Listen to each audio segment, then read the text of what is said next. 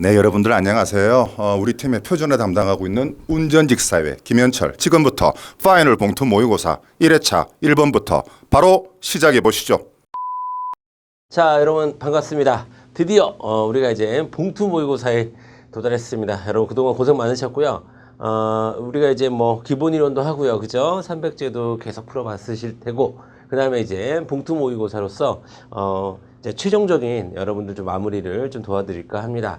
자, 우리가 이제 300제나 기존의 기출문제 같은 경우에는 기존에 나왔던 문제들에서 중요한 문제들 위주로 우리가 이제 다뤘다고 한다면, 이 봉투 모의고사에서는 제가 이제 항상 이렇게 문제를 이렇게 만들면서 항상 고민하는 것은 여러분들에게 빈틈을 어떻게 메꿔줄 것인가의 문제입니다. 그러다 보니까 해당 문제들은 다소 여러분이 생각하시기에 좀 더 어려울 수 있다라는 겁니다. 예. 근데도 뭐 어쨌든 우리가 기본기만 충실하게 갖추고 있으면 충분히 응용해서 풀 수 있는 문제들이니까요.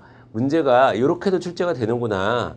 이렇게 물어볼 수도 있겠구나. 라는 것을 우리가 체크해 가면서 따라오시면 되겠습니다. 되셨죠? 그래서 이 봉투 모의고사를 통해서 여러분들이 자, 이제 100점을 향해서, 만점을 향해서 갈 수 있는 그런 강좌가 되었으면 좋겠습니다. 자, 되셨죠? 이제 한번 가보도록 하겠습니다. 자, 첫 번째 문제부터 한번 볼게요. 자, 월간 수익과, 그 다음에 지출 항목을 나타낸다고 합니다. 기업과 리을에 대한 옳은 설명을 보기에서 모두 고른 것은 이라고 되어 있는데요. 자, 첫 번째 보도록 할게요. 첫 번째.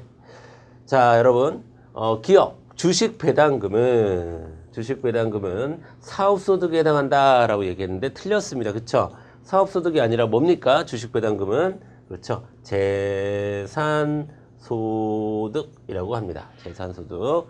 자, 우리가 여러분, 소득을 크게 두 가지로 나누죠. 그쵸? 경상소득과. 자, 그 다음에 비경상소득으로 나눕니다. 자, 경상소득은 꼬박꼬박 들어오는 소득, 비경상소득은 어느 날 갑자기 들어오는 소득. 기억하시죠? 그 다음에 경상소득이 또 네 가지로 나뉘죠, 여러분. 자, 일에서 버는 근로소득, 그 다음에, 이거 뭐 다 일을 하겠지만, 자, 어디 이제 그 고용돼서 이제 임금을 받는 근로소득, 그 다음에 또 본인이 이제 자영업, 사업을 통해서 얻는 소득, 사업소득, 그 다음에 본인이 갖고 있는 재산을 통해서 얻는 소득, 재산소득, 그 다음에 아무런 대가 없이 얻는 소득, 우리 연금이라든가, 그쵸? 뭐 기초생활수급비라든가 이런 거, 그런 것을 우리가 이전소득이라고 얘기를 하는 거죠. 자, 그 중에서, 이 주식배당금은 내가 갖고 있는 금융자산에 대해서, 그 재산에 대해서 소득을 얻는 거니까 우리가 재산소득이라고 얘기를 합니다. 아시겠죠? 그 다음에 니은번 보도록 하겠습니다. 자, 자녀 결혼 축하금. 어느 날 갑자기 한 번에 생기는 거지 매번 꼬박꼬박 생기진 않겠죠. 당연히. 그쵸? 자녀가 꼬박꼬박 일정한 기간 동안에 결혼할 수 있는 건 아니잖아요. 그쵸? 자, 그래서 니은번은 맞습니다. 비경상소득 맞고요. 그 다음에 디귿번 보겠습니다. 사회보험료. 여러분 사회보험료의 사례로 국민연금보험료 들 수 있나요? 그렇죠. 예.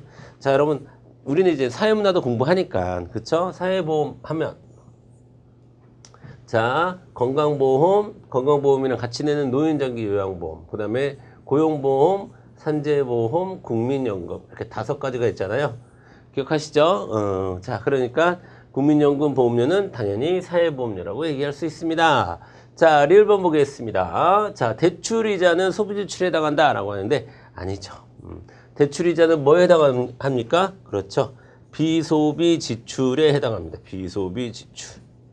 그럼 비소비 지출은 쓰지도 않았는데 나가는 돈은 우리가 비소비 지출이라고 얘기합니다. 그래서 우리가 얻은 소득에 소득에서 비소비 지출을 빼면 우리가 가처분 소득이다. 이렇게 얘기를 하는 거죠. 비소비 지출은 크게 세 가지가 기본적으로 있는데 세금. 그쵸? 세금. 그 다음에, 사회보험료. 여기 나왔던 사회보험료. 그 다음에 세 번째가 자 대출이자 요런 것들이 이제 비소비 지출, 여기가 비소비 지출이겠네요. 그렇죠? 비소비 지출에 해당하는 겁니다. 아시겠죠? 자, 그래서 정답은 니은 디귿 3번으로 가주시면 되겠습니다. 되셨죠? 자, 2번 넘어가 보도록 하겠습니다. 2번. 자, 2번 볼게요. 자, 다음 자료에 대한 옳은 분석은 몇 개인가? 라고 했는데 2번이 좀 어려울 수도 있고요. 좀 좋은 문제입니다. 어쨌든. 자, 보도록 하겠습니다. 일단 외부 효과가 발생했습니다. 외부 효과 문제예요. 자, 그리고 이제 사회적 최적 수준에 도달했대요. 그 얘기는 뭡니까? 이게 시장 단계, 시장 상태 또는 사적 상태라고 한다면 이 개입 후에 최적 상태로 갔다고 하니까 이게 사회적 최적 상태가 되는 거겠죠. 그렇죠? 예. 자, 보겠습니다. 자, 개입 전과 개입 후의 시장 상황이다. X제와 Y제의 수요 공급 곡선은 직선이며 두 제와 모두 수요와 공급의 법칙에 따른다. 이게 중요한 단서예요. 자, 두 제와 모두 수요와 공급의 법칙을 따른다는 얘기는 자, 두 제와가 아니라 두 제와 모두 수요 공급 법칙을 따른다는 얘기는 수요 곡선도 공급 곡선도 기본적으로 수평이거나 수직일 경우는 없다 이런 뜻입니다. 그러니까 기본적으로 이렇게 생겼다는 얘기죠. 이렇게 생겼다는 얘기죠. 기본적인 수요와 공급 곡선의 형태로 생겼다라는 얘기입니다. 자, 기억보험 보도록 하겠습니다. 개입 전 XJ의 시장은 과소거래의 문제가 나타난다라고 했는데, 자, 여러분 보세요. 자, 개입 전이니까 여기를 얘기하는 겁니다. 여기. 예. 자, 여기. 자, 그 다음에 여러분, 자, 개입 후. 개입 후에는 이게 사회적 최적 상태예요. 그러면 자, XJ는 자, 어떻게 됐습니까? 사회적 최적 상태보다 더 많이 생산되고 있었잖아요. 줄었으니까. 그렇죠? 그러니까 과잉 거래, 과다 거래가 문제가 됐겠죠. 과다. 즉 이거는 외부 불경제일 겁니다. 되셨죠? 그다음에 자, 니은번 보겠습니다. 니은번. 자, YJ 시장은 소비 측면의 외부 경제가 나타날 것이다. 일단 거래량을 보는 거예요. 그렇죠? 거래량을 봐서 지금 자, 여러분 개입 전의 상태가 개입 후의 상태보다 적죠? 그럼 과소 생산이 일어났다는 겁니다. 그렇죠? 과소 생산이 일어났다는 것은 외부 불경제였다는 거, 외부 경제였다는 거예요. 그렇죠? 외부 경제 상황이라는 거죠. 그러니까 여긴 맞았어요. 그렇죠? 외부 경제인 건 맞았어요. 그런데 이게 지금 소비 측면이냐 아니면 공급 측면이냐. 그렇죠? 즉 소비 측면이냐 생산 측면이냐를 봐야 되는데 자, 여러분 소비 측면에서 외부 불경제나 외부 경제가 일어났다는 얘기는 수요 곡선의 변화, 수요 곡선상의 차이가 있다는 얘기죠. 그런데 보면 지금 뭔가 움직였을 때 차이가 났을 때, 자, 여러분 보세요. 시장 상태에서 사회적 상태로 갔을 때 개입 전에서 개입 후에 지금 거래량도 늘고 그 다음에 가격도 늘었죠. 이렇게 거래량과 가격이 동시에 움직일 수 있는 것은 수요 곡선의 변화가 있기 때문이다 라고 얘기할 수 있겠죠. 자, 그러면 이게 사회적 최적 상태가 되는 겁니다. 자, 이게 사회적 상태가 되는 거고요. 그 다음에 이게 시장 상태가 되는 거죠. 그래서 시장 상태에서는 4개에 얼마입니까? 1,200원이었으면 저 거꾸로 썼습니다. 죄송합니다. 자, 죄송해요, 여러분. 자, 이쪽이 4개죠. 4개에 1,200원.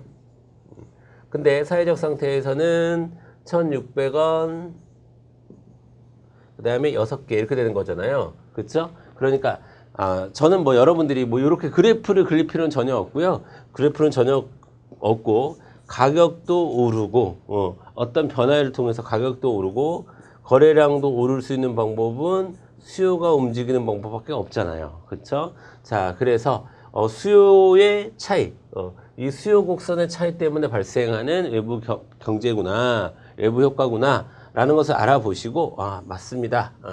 이거는 왜 소비 측면이라고 얘기할 수 있는 것은 거래량의 변화도 생겼고 그 다음에 가격의 변화도 생겼기 때문에 소비 측면, 즉 수요 곡선이 움직였다는 것을 알 수 있기 때문에 소비 측면입니다 라고 대답을 하셨으면 좋겠습니다. 정답은 니은번 맞는 얘기입니다. 자, 그 다음에 디귿번 보겠습니다. 디귿번. 여러분, 정부는 XJ 시장에서 생산자에게 한 개당 200원의 세금을 부과했을 것이다 라고 돼 있는데요. 지금 자, 여러분 600원에서 800원으로 올랐어요. 가격이 600원에서 800원으로 올랐습니다. 그러니까 그 얘기는 여러분 그 얘기는 무슨 얘기냐면 지금 여러분 우리가 조세의 귀착, 조세의 귀착 이런 거 배워보셨죠? 그쵸? 그게 뭐냐면 자, 세금을 공급자에게 부과하든 뭐 생산자에게 부과하든 소비자에게 부과하든 자, 세금은 나눠 갖게 되어 있습니다. 가격 변화를 통해서 나눠 갖게 되어 있습니다. 그래서 자, 공간이 많이 없어서 이쪽에다 좀 그려볼게요, 여러분. 자, 그래프가 자, 이렇게 생겼어요. 자, 그런데 지금 공급자에게 세금을 부과했다라고 얘기하면 자, 공급 곡선이 이렇게 움직이겠죠. 그렇죠? 이렇게 움직일 겁니다. 자, 이렇게 움직이는 상황인데, 자, 이렇게 움직이는 상황인데, 이렇게 움직이는 상황인데, 지금, 예를 들어서, 자, 여기가 가격이 얼마였어요? 가격이 600원이었어요, 600원. 600원이었고, 그 다음에 여기가 3개인데, 자, 공급곡선이 움직이니까, 뭡니까? 가격은 올라갔죠, 800원으로. 그 다음에 요거는 줄어들었죠? 2개로. 자, 요런 상황이에요, 지금. 만약 요런 상황인데, 자, 여기 여러분, 한 개당 200원을 세금을 부과했대요. 200원. 그럼 요게 200원이, 요 거리가 200원이잖아요. 근데 요 거리가 200원이죠? 200원. 자, 200원이기 때문에, 자, 공급곡선이 수직이거나, 공급곡선이 수평이거나, 수평이거나, 그 다음에 수요곡선이 수직이 아니면 이렇게 세금을 부과한 만큼 그대로 가격 변화가 생기진 않습니다. 자, 예를 들어서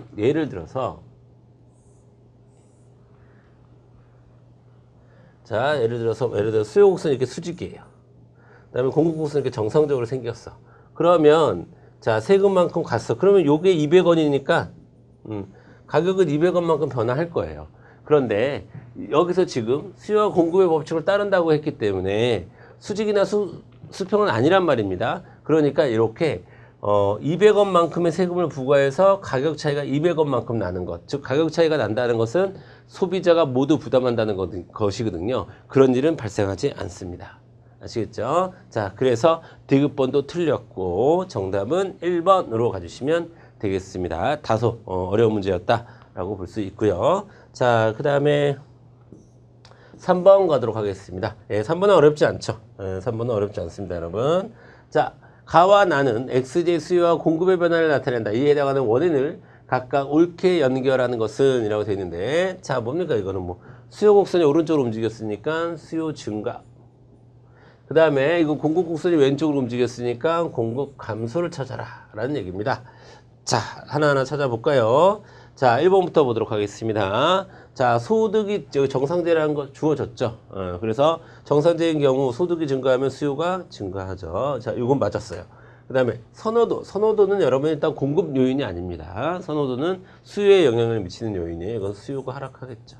자, 일단 우린 요 짝을 찾아야 되는데 요 짝이 아니죠. 두 번째, 선호도가 상승한다. 이거 수요 증가하겠네. 여기까지 맞았어요. 생산비가 상승한다. 근데 생산비가 상승하면 근데 생산비가 상승하는 거 공급률이 많고 생산비가 상승하면 공급은 어떻게 돼요? 줄어들죠. 예, 정답은 2번이겠네요. 그렇죠? 딱 짝이 맞죠? 정답 2번.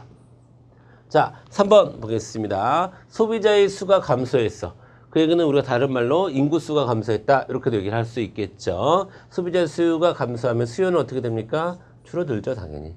원자재의 가격이 상승하면 공급은 줄어들고, 요것 때문에 틀렸네요. 그 다음에 생산기술이 발전했어요. 이거는 여러분 수요 요인이 아니라 공급 요인이죠. 그래서 공급이 증가합니다.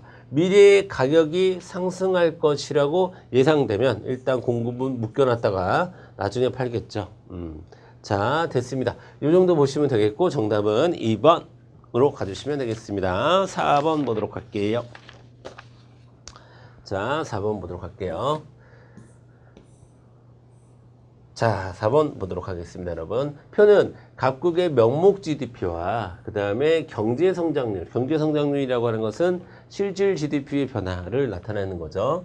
자, 이에 대한 옳은 분석을 보기 위해서 고른다면 이렇게 되어 있습니다. 자, 기준 연도는 2014년이라고 합니다. 중요한 단서죠. 자, 그 다음에 자, 그러면 자, 동물적으로 우리는 자, 명목 GDP하고 경제성장률하고 줬어요. 그러면은 뭐를 먼저 구해야 될까요? 그렇죠. 실질 GDP를 먼저 구할 수 있어야 됩니다. 여러분 기준연도에는 기준 연도라고 하는 것은 명목 GDP와 실질 GDP가 서로 같다라는 뜻이잖아요. 그래서 일단 여기는 100이 될 겁니다. 그렇죠? 이쪽에 자, 가운데다가 제가 실질 GDP를 써볼게요.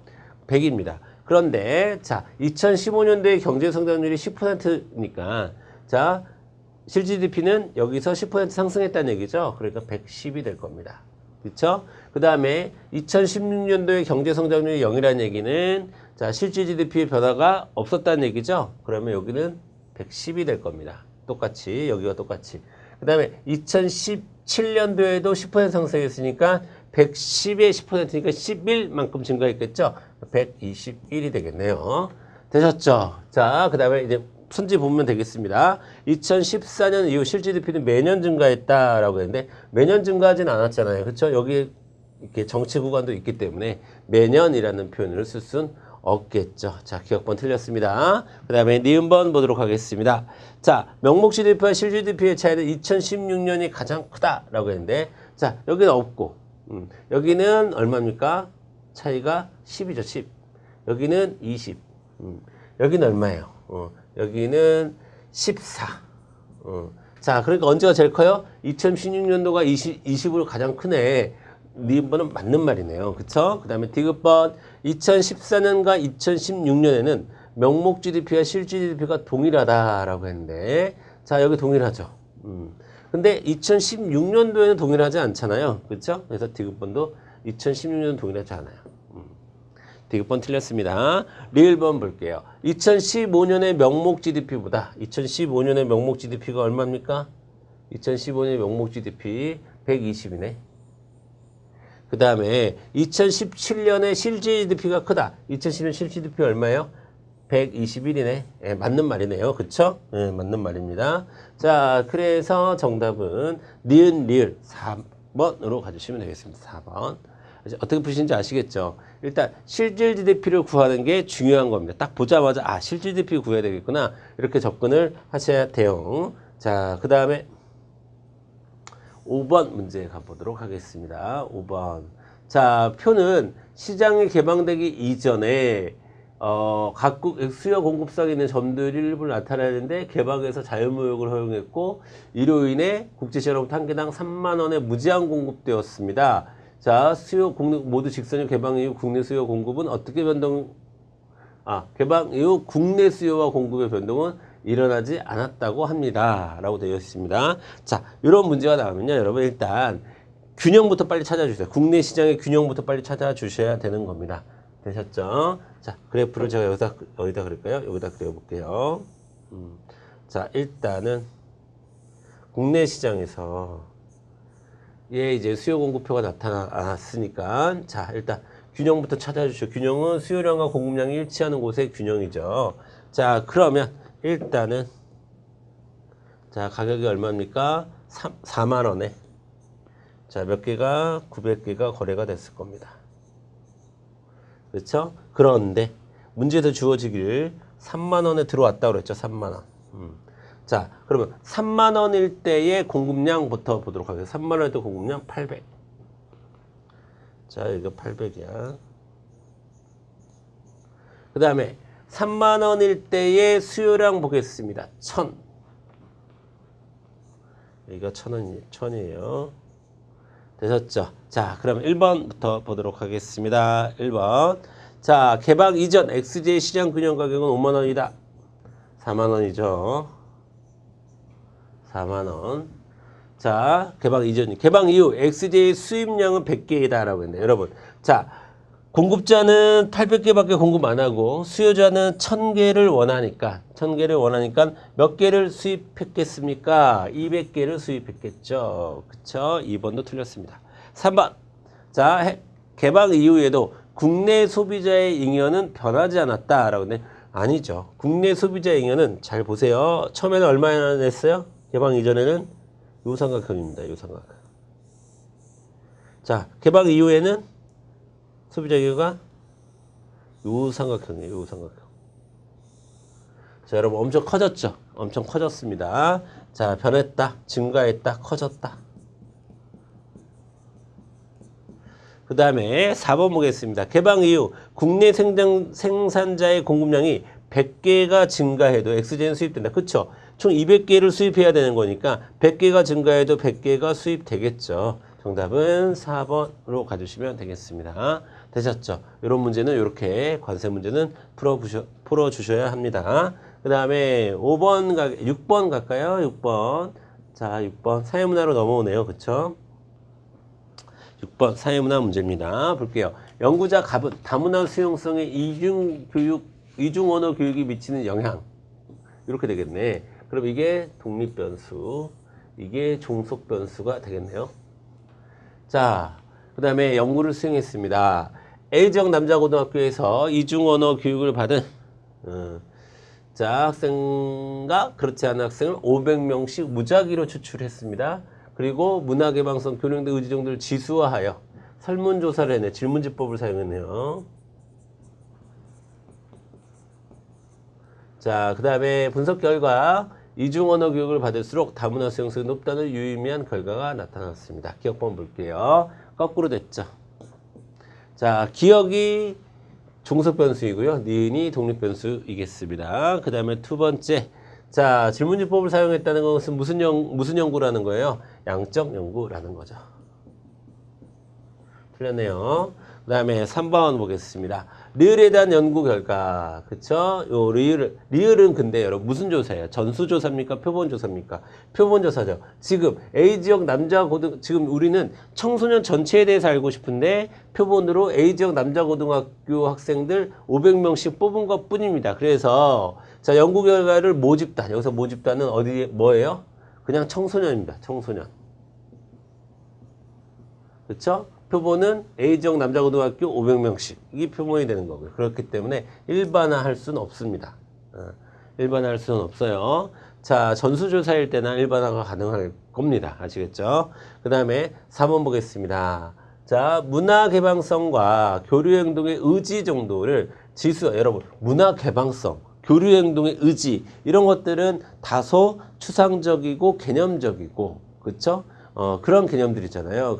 요런 것들을 측정 가능한 수치, 측정 가능한 변수로 다시 정의 내리는 것을 우리가 5글자로 조작적 정의라고 얘기를 하는 거죠.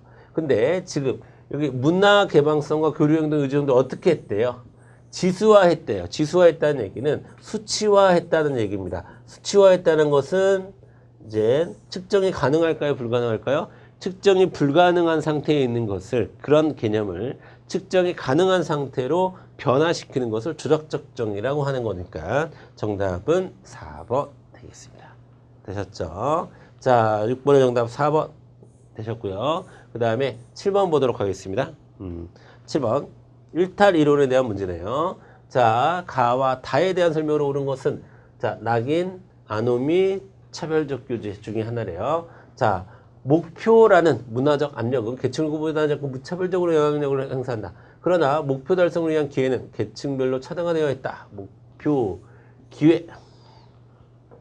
자, 그래서 불법적 행위를 시도한다. 그것이 일탈이 된다. 라는 얘기인데, 여러분, 목표, 이 기회는 뭐라고 할 수도 있겠습니까? 목표를 달성하기 위한 수단이라고 해석할 수도 있겠죠. 그래서 목표와 수단의 괴리 때문에 나타나는 겁니다. 이런 것을 우리가 머튼의 아노미라고 얘기합니다. 자, 크게 어쨌든 아노미죠. 여기서 아노미로밖에 구분이 안 돼 있으니까. 자, 일탈자에 대한 처벌은 행위의 상호에 부여되는 것이 아니라 그 행위를 한 사람이 누구인가에 따라 결정된다. 일탈자로 규정되면 그는 일탈자로서의 정체성을 가지고 지속적으로 일탈 행동을 저지르게 된다. 낙인 이론이죠. 자, 한번 낙인이 찍히면 계속해서 일탈 행위를 할 가능성이 커진다라는 얘기입니다. 일탈 성향은 타고나는 것이 아니라 습득되는 것이다. 즉, 학습되는 것이다. 라는 거고. 자, 그래서 학습이론이라고도 부르고, 이걸 뭐라고 합니까? 차별적 교제 이론이라고 얘기하죠. 그래서 누구를 만나서 어떤 것을 배우느냐, 이 문제. 자, 그래서 1번부터 보도록 하겠습니다. 자, 1번. 자, 1번, 이거 조금만 지우고 갈게요. 자, 1번부터 보도록 하겠습니다. 자, 가는 뭐였어요? 아놈이었죠? 이거는 낙인이었고요. 이거는 차별적 교제 이론이었습니다. 자, 아노미, 머튼의 아노미는 불평등 구조가 일탈행동의 근본원, 여러분. 불평등 구조가 일탈행동의 근본원이라고 보는 것은 갈등론적 일탈이론이라고 보겠습니다. 갈등론이에요. 갈등론. 갈등론적 일탈이론이라고 보겠고요. 그래서 틀렸습니다. 그렇죠? 그 다음에 니은문 보겠습니다. 낙인이론은 일탈행위의 속성이 아니라 그에 대한 맞아요. 중요한 표현이죠. 사회적 시선. 이 사회적 시선이 문제다라고 보는 겁니다. 자, 이게 규정된다고 본다. 상대적으로 이렇게 생각하는 거죠. 자, 그래서 2번이 정답이겠네요. 2번이 맞는 표현이고요. 다 보겠습니다. 자, 차별적 교제이론은 절대적이고 정형화된 것이 자, 여러분. 일탈행동은 상대적이고 임의적인 것이다 라고 보는 것은 낙인이론에 대한 설명입니다, 여러분. 낙인이론에 대한 설명이에요. 자, 근데 다는 차별적 교제이론이니까 일단 틀렸고요. 가와 나는 다와 달리 사회적 지배 가치를 사유하지 못한 사람들의 일탈행동을 저지른다고 본다라고 보는 거예요. 자, 여러분. 일단 사회의 지배적 가치를 사회하지 못해서 일탈행동을 저지른다고 보는 것은 일단 가는 그럴 수 있어요, 여러분. 가는 그럴 수 있습니다. 가는. 가는 이제 아노미론이니까 아노미론은 사회화 기능론적 시각이에요. 기능론적 시각으로 사회화가 덜 됐기 때문에 자, 그런 것이다라고 볼 수도 있습니다. 볼 수도 있으나 자, 여러분. 그런데 자, 낙인이론은요. 여기서 나가 낙인이론이잖아. 근데 낙인이론은 사회의 지배적 가치가 존재한다는 것 자체를 부정합니다. 사회적 지배적 가치가 존재한다라고 하는 것은 뭡니까? 절대적 관점이에요. 근데 낙인이론은 기본적으로 상대적 관점이 특징으로 합니다. 그래서 여기 나가 들어가면 안 돼. 이게 들어가면 안 돼. 나가 들어가면 안 되겠습니다. 그렇게 해서 4번은 틀렸다. 이렇게 가주시면 되겠습니다. 되셨죠? 자, 그 다음에 8번 가겠습니다. 8번 가볼게요. 자, 다는 문화이의 관점이다 라고 되어 있는데, 여러분, 문화이의 관점이 시험에 나올 때는 그 세 가지가 나오죠. 그쵸?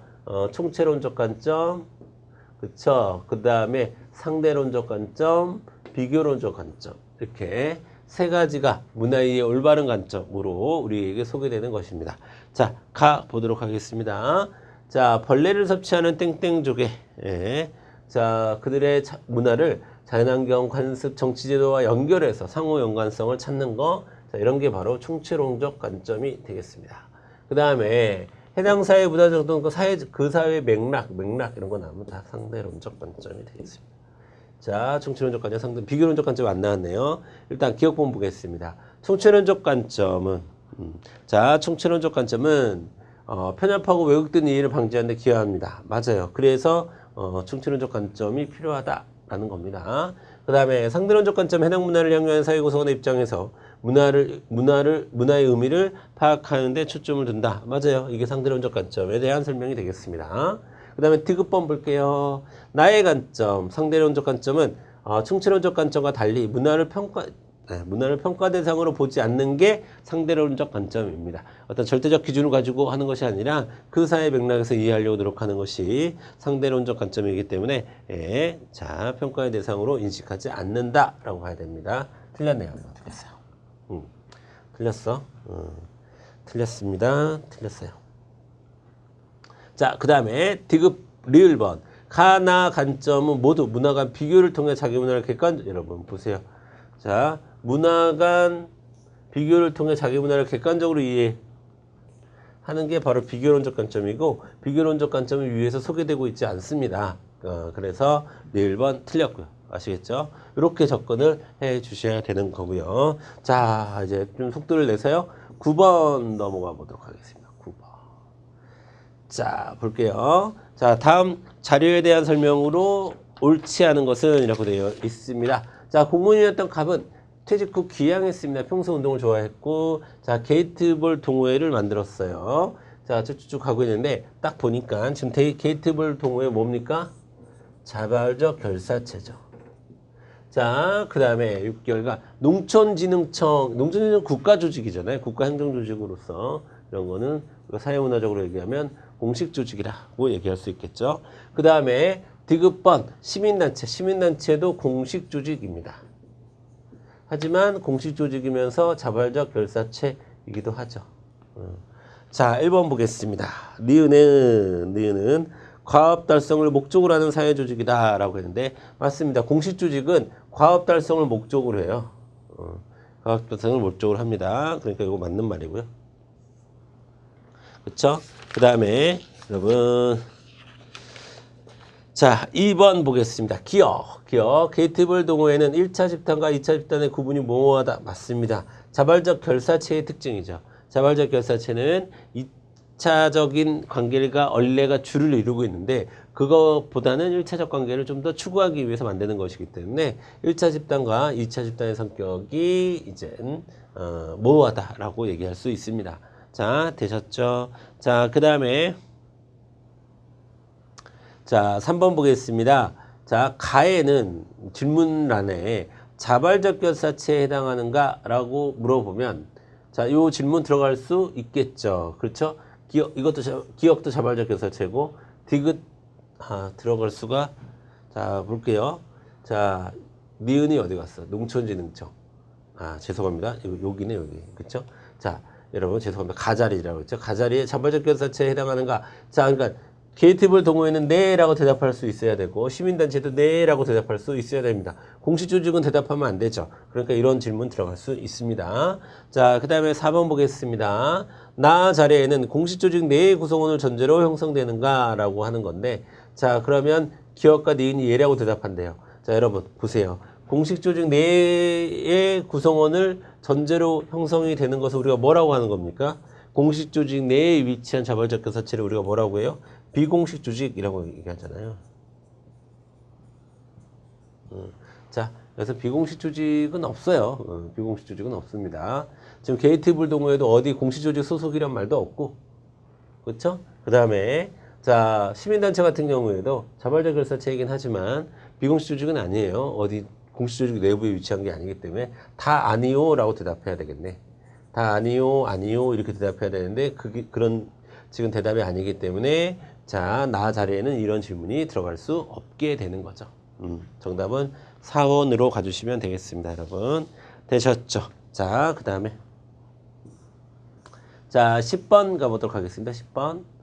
자, 10번 볼게요. 자, 표는 근대화를 바라보는 관점 A와 B를 구분한 것이다. 근대화를 바라보는 관점, 근대화론 아니면 그쵸? 종속이론이겠네요. 자, 서구중심적이라는 비판을 받는가에 예! 라고 대답했으니까 B가 진화론이 되겠고 그 다음에 자, 내부의 자생력을 강조하는 거 종속이론 맞습니다. 자립경제, 그쵸?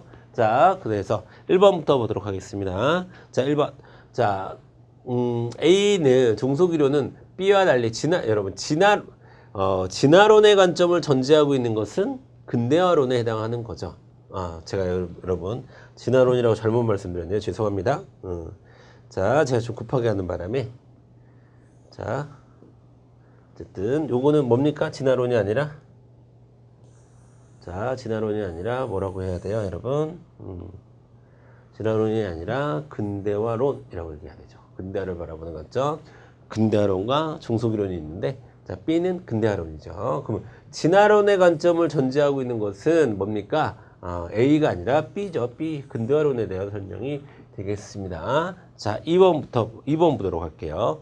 A는 B와 달리 종속이론은 근대화론과 달리 사회발전을 국제적 맞아요.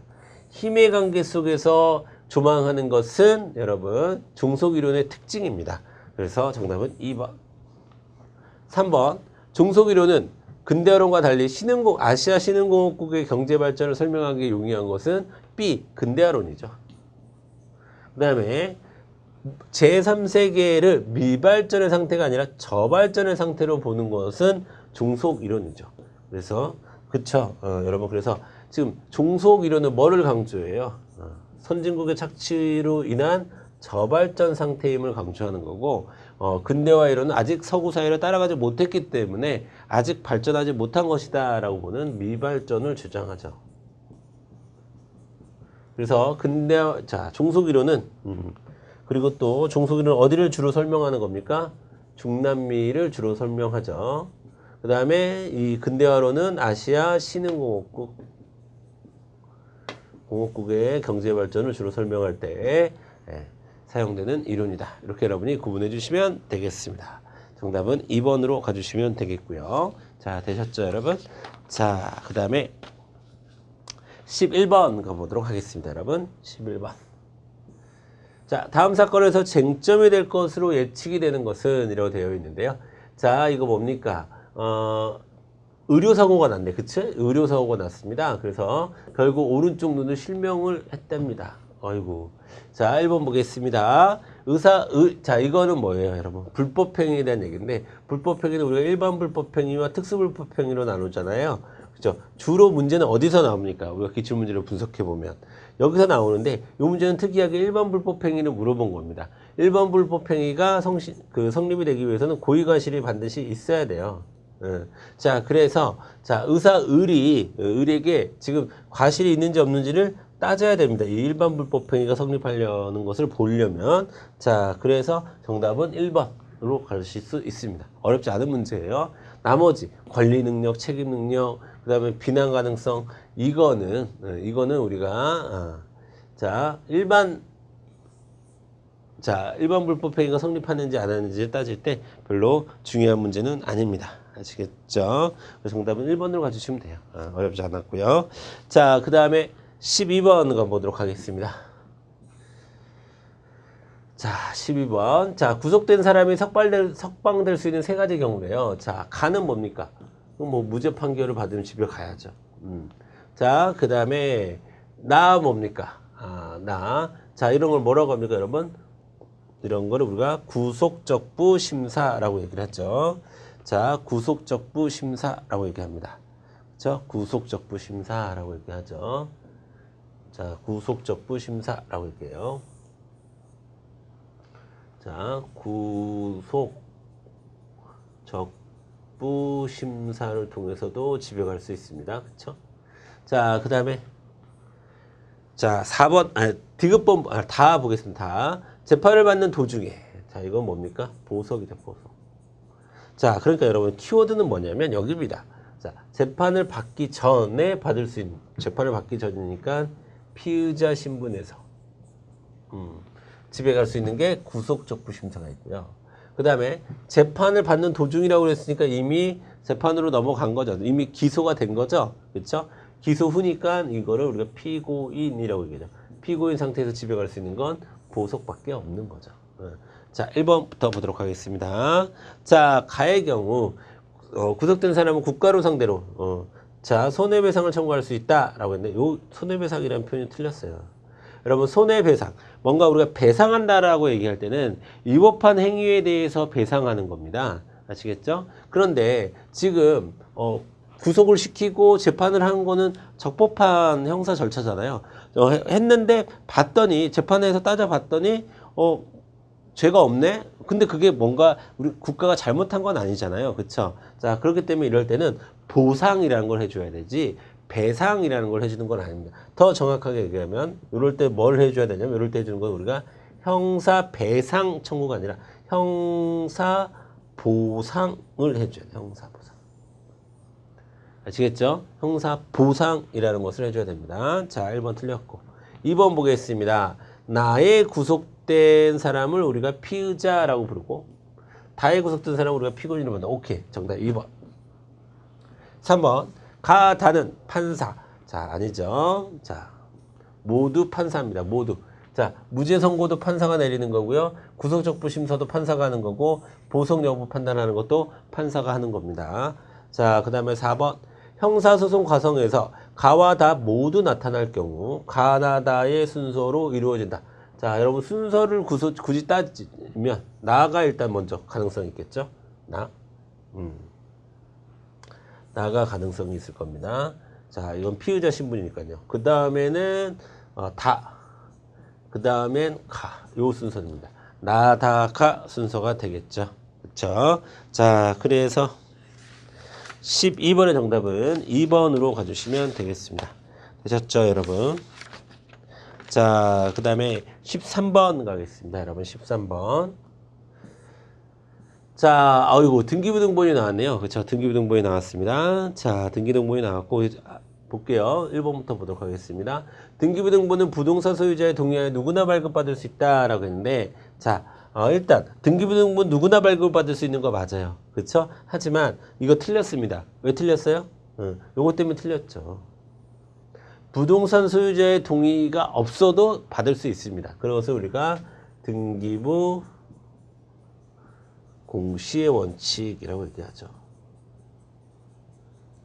자, 누구나 등기부를 볼 수 있는 겁니다. 아시겠죠? 자, 그래서 1번 틀렸고요. 틀린 거 찾는 거였으니까 정답 1번이겠네요. 자, 2번. 등기부 등본은 집을 사고 팔 때 소유권 변동을 내용을 나타낸다라고 했는데 맞아요, 여러분. 맞아요. 일단 정답 1번이라고 체크해 두시고 왔다 갔다 하면서 보겠습니다. 자, 여러분 소유권 변동을 나타내는 소유권 변동은 어디에 등기부 등본에? 그렇죠. 갑구에서 표현되는 겁니다. 갑구. 여러분, 갑구. 소유권은 갑구에서 표현되는 거예요. 이렇게. 예, 보이시죠? 자, 그 다음에 3번 보도록 하겠습니다. 자, 등기부등본상 이땡땡 씨는 땡땡은행에서 주택담보대출을 받았다. 여러분, 이런 거, 이런 제한물권 어디서 봐야 돼요? 여러분, 을구에서 봐야 되죠. 을구. 을구에서 봐야 됩니다. 그쵸? 여기 보면, 자, 은행에다가 근저당을, 그러니까 저당권을 잡힌 것이 나오죠? 이런 것을 제한물권. 자, 맞죠? 그 다음에 또 4번 보겠습니다. 부동산의 물권은 원칙적으로 등기부등본에 기재해야 권리 변동의 효력이 발생한다라고 했는데 맞습니다, 여러분. 자, 물권이라고 하는 것은요. 자, 물권은 이제 물건에 대한 권리입니다. 그렇죠? 근데 크게 두 가지가 있죠. 동산, 가지고 다닐 수 있는 거. 그다음에 부동산, 가지고 다닐 수 없는 재산. 그렇죠? 동산 같은 경우에는 내가 점유함으로써 점유함으로써 부동산이라는 것은 등기로 물건을 표시하는 겁니다. 오케이? 자, 넘어가겠습니다. 자, 그 다음에 14번 보겠습니다. 위법성 조각 사유가 문제가 나왔네요. 14번. 자, 1번 보겠습니다. 불치병 환자의 부탁으로 그를 살해했다. 무섭네요. 그쵸? 이런 건 안 돼요, 여러분. 이거 지금 뭐 얘기하는 거예요? 위법성 조각 사유 중에 피해자의 승낙이라는 것을 얘기하는 건데, 자, 피해자의 승낙이 위법성이 조각될 때가 간혹 있지만 안 되는 거 두 가지 확실히 알아줘야 되죠. 살인 안 돼요. 방화, 불 지르는 거 안 돼. 우리 집에 불 좀 질러줘. 불 지르면 안 돼요. 그 다음에 2번. 자, 70대 노인이 지팡이로 때리려고 하자 노인의 팔을 붙잡고 노인의 얼굴을 주먹으로 강하게 때렸다. 그런데 무섭네요. 자, 이런 거를 우리가 정당방위를 지금 얘기하려고 하는 건데 정당방위에서 우리가 조심해야 될 거는 뭐는 안 되는 겁니까? 과잉방위는 안 돼요. 자, 노인의 팔을 붙잡는 것까지 해야지. 여기까지 하면 정당방위로 끝났을 거야. 그런데 지금 노인의 얼굴을 주먹으로 때릴 필요까지는 없지. 지팡이만 잡아야지. 자, 지팡이까지 잡는 것을 우리가 팔을 붙잡는 것까지 정당방위라고 볼 수 있으나 노인을 주먹으로까지 때리는 것은 여러분 과잉방위라고 봅니다. 그래서 위법성 조각이 안 됩니다. 이런 경우. 자, 그 다음에 3번 보겠습니다.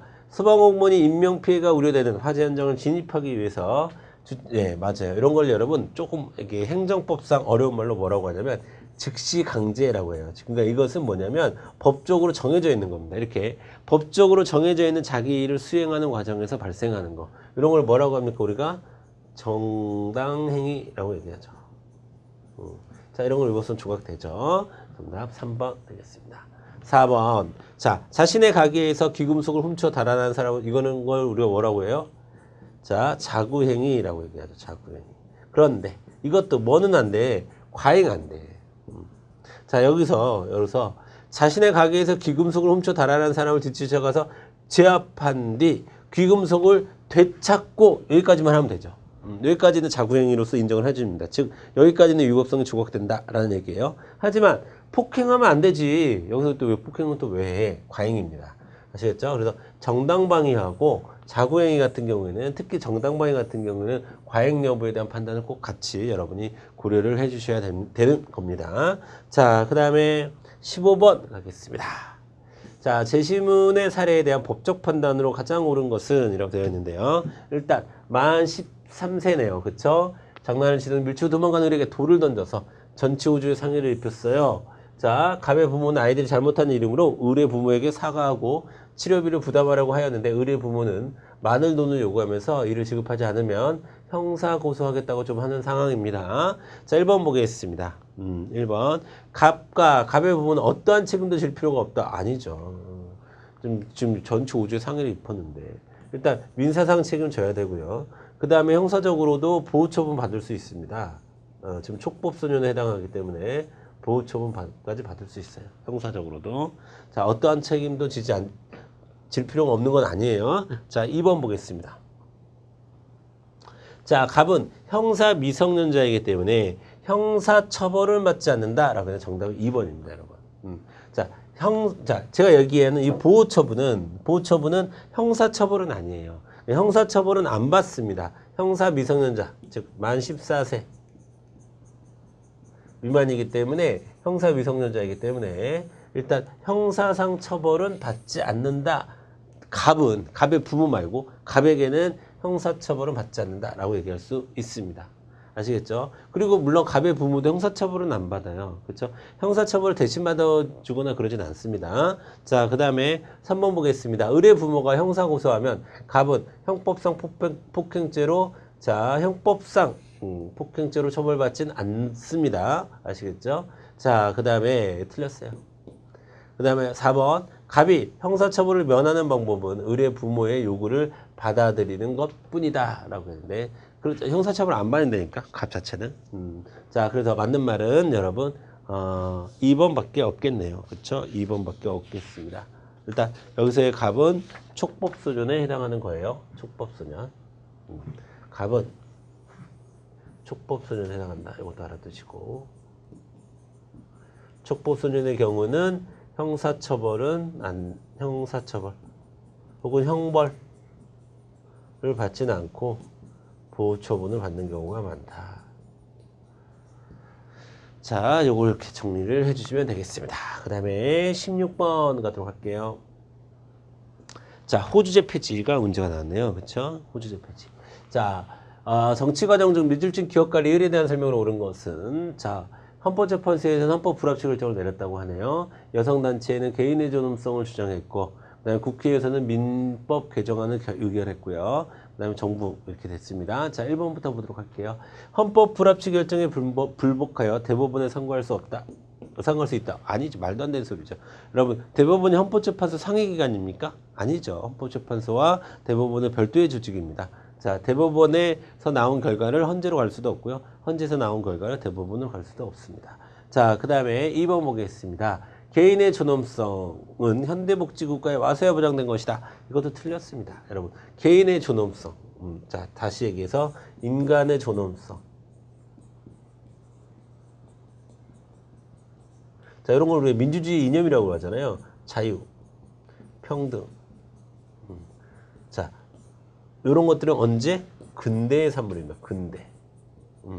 자, 현대라고 얘기하려면, 현대복지국가라고 얘기하려면 사회권 정도는 나와줘야 돼요. 아시겠죠? 자, 그 다음에 3번 보겠습니다. 민법 개정안을 의결했다. 국회에서 여러분 법 개정안을 의결할 때는, 자, 어떻게 해요? 일반 의결 정족수. 맞죠? 맞아요. 과반수 출석에 과반수 찬성으로 결정하는 일반 의결 정족수가 적용이 됩니다. 정답은 3번이 되겠네요. 1번. 법률안을 국회에 제출하였다. 라고 되어 있는데, 자, 국무회에서 찬성으로 의결한다. 여러분, 법률안 국회에 제출할 건지 말 건지를, 맞나요? 정부에서 국무회에서, 여러분, 근데 일단 국무회에서 의결이란 말 쓰면 안 되죠. 그렇죠? 국무회의는 의결 조직이 아닙니다. 심의기관입니다. 심의기관입니다. 자, 그래서 4번도 틀렸네요. 정답은 3번으로 가주시면 되겠습니다. 17번 가겠습니다. 17번. 자, 헌법조항과 관련된 설명으로 옳은 것은, 자, 보겠습니다. 자, 1번 볼게요. 자, 국민은 교육받을 능력이 있으면 교육받을 권리를 갖는다. 라고 했는데, 자, 여러분, 말도 안 되는 소리죠. 자, 권리와 무관하게 갖는 그걸 얘기하는 겁니다. 자, 그 다음에 2번 보겠습니다. 교육받을 권리는 어떠한 경우에도 침해받지 않는 본질적인 권리이다. 라고 했는데, 아니에요, 여러분. 본질적이고 핵심적인 권리는 자유권을 보통 그렇게 수식하죠. 자, 교육받을 권리가 어떠한, 공부 못하면 대학 못 가는 거지. 뭐, 그것 가지고 교육받을 권리 보장해야 되나요? 그런 건 아니죠. 자, 교육권 같은 경우는 우리가 열거적 특징을 갖고 있어요. 열거적. 그러니까 법률에서 보장하지 않으면 헌법상의 이 조항으로 인해서 여러분 바로 권리가 도출되는 것은 아닙니다. 자, 그 다음에 3번. 자, 국가는 국민 개개인이 요구하는 교육과정을 제공할 법적 의무로 가는, 방금 말씀드린 대로 자, 열거적 특징을 갖고 있습니다. 그래서 법률에서 구체화되지 않으면, 그러니까 예를 들어서 나 서울대에서 공부하고 싶어요. 서울대 다니게 해주세요. 되나요? 안 돼요. 나 대학원 가고 싶어요. 초등학교 졸업했는데 어떻게 대학원 갑니까? 안 돼요. 아시겠죠? 자, 그 다음에 4번 보겠습니다. 교육의 의미는 현대적 의무로 맞아요. 권리 성격과 의무 성격을 동시에 간다. 맞습니다. 맞아요. 정답 4번 되겠습니다. 4번. 자, 여러분 두 개씩만 챙겨주겠습니다. 두 개씩. 자, 전통적 의무라는 게 있고요. 현대적 의무라는 게 있습니다. 자, 전통적 의무라고 하는 것은 의무만 해당하는, 의무만 존재하는 경우를 얘기하는 거고요. 현대적 의무라는 것은 의무도 되고 권리도 되는 것을 얘기하는 겁니다. 자, 되셨죠? 자, 두 개씩만 외워두겠습니다. 무조건 의무만 되는 거. 자, 납세의 의무. 세금 내는 것을 권리로 인식하는 사람은 없습니다. 군대 가는 것을 권리로 인식하는 사람도 많지 않죠? 국방의 의무. 이렇게 두 가지가 전통적 의무고요. 그 다음에 현대적 의무는 교육권. 자, 이거는 권리이자 의무입니다. 그 다음에 일할 수 있는 거. 근로권도 권리이자 의무로 이해하고 있습니다. 그래서 그 두 가지씩 자, 의무 챙겨주시면 되겠고요. 자, 그 다음에 18번 가겠습니다. 18번. 자, 유엔에 대한 문제네요. 국제연합에 대한 문제고요. 자, 1번 보겠습니다. 일단 설립 취지를 물어본 거니까 설립 취지를 먼저 좀 봐야겠네요. 그렇죠? 설립 취지 먼저 보도록 하겠습니다. 자, 기본적인 인권 이런 거 재확인해서 더 많은 자유수요. 자, 여러분 보세요. 자, 이거는 지금 뭡니까? 설립 취지를 어떤 관점에서 이해하고 있는 거예요? 이상주의적 관점에서 이해하고 있습니다. 그리고 여러분, 유엔이라고 하는 국제연합 자체가 국제기구잖아요. 그래서 이거 자체로 물어보면 이상주의입니다. 이상주의예요. 유엔 자체는 이상주의예요. 자, 유엔 자체는 이상주의입니다. 하지만 유엔에 있는 총회도 이상주의고요. 그리고 하지만 유엔에 있는 안보리가 강대국에 대한 그 상임이사국에 대한 상임이사국의 거부권을 인정한다는 측면에서 자, 요것만 힘의 논리를 인정한다고 해서 현실주의. 그러니까 기본적으로 유엔은 이상주의인데 그 이상주의를 잘 드러내는 조직 운영이 총회의 조직 운영이고요. 그 다음에 다소 현실주의적 관점을 가미시킨 것이 안보리의 운영 방침이다. 이렇게 여러분이 이해하시면 되겠습니다. 자, 1번부터 보도록 할게요. 총회의 각 구성원은 한 개의 투표권을 가진다는 것은 자, 이 설립 취지 이상주의의 총회니까 부합하죠. 총회도 이상주의, 이것도 이상주의, 전체적으로 이상주의. 그 다음에 안보리에서 상임이사국의 동의투표를 포함한 9개 이사국의 찬성 투표란다. 이게 여러분 상임이사국에 대한 상임이사국의 거부권을 인정하는 힘의 논리를 인정하는 거거든요. 자, 그래서 요게 이제 설립 취지에 어긋난다라고 볼 수가 있겠죠. 그러니까 틀린 말은 아닌데 이거 지금 틀린 말 찾는 거 아니에요. 그냥 설립 취지에 어긋나는 거 찾는 겁니다. 그러니까 정답은 2번으로 가주셔야 되겠죠. 정답은 2번으로 가주셔야 됩니다.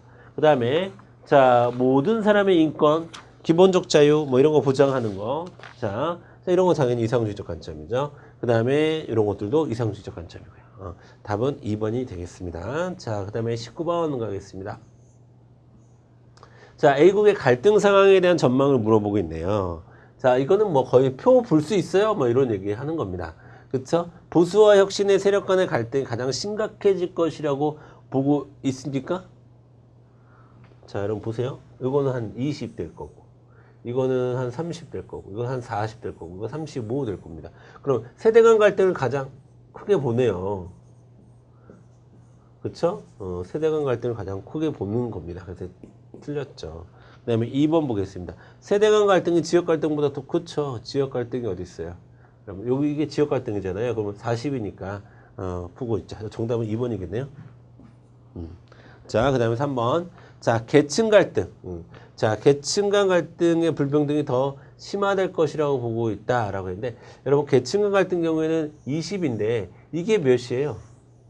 45잖아요. 완화될 것이라고 보는 게 45이기 때문에 완화될 것으로 보고 있죠. 더 완화될 것으로 보고 있습니다. 자, 틀렸네요. 그다음에 4번 지역 갈등보다 계층 간 지역 갈등 어디 갔어요? 지역 갈등보다 계층 간 갈등이 더 심각해질 것으로 봅니까? 아니죠. 20%밖에 안 되는데 이건.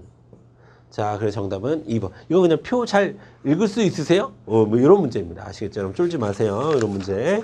자, 20번 가겠습니다. 자, 제시문과 같은 정치 상황에 대한 추론으로 가장 적절한 것은 이라고 되어 있는데요. 자, 보겠습니다. 자, 국민이 직접 선거로 선출된 대통령은 뭐뭐 의원을 국무총리로 지명하려고 하네요. 그렇죠. 우리나라도 그렇지만 의원 내각제 국가에서는 이런 걸 뭐라고 합니까? 의원의 내각 겸직이 가능하다. 의원 내각 겸직 가능하다. 의원 내각제적인 요소죠. 우리나라라고 한다면. 자, 그 다음에 2는 이에 국회는 인사청문회를 개최하고 대통령이 제출한 국무총리. 자, 여러분, 그리고 기본적으로 국무총리가 있다는 것 자체가 우리나라겠네. 그쵸? 이것도 의원 내각제적인 요소니까. 자, 인사제도를 받아들여 장관을 임명했다. 오케이. 1번 보겠습니다. 자, 대통령은 국민에 대해서 정치적 책임을 지져. 이게 뭐예요? 우리나라의 지금 형태잖아요. 우리나라 형태.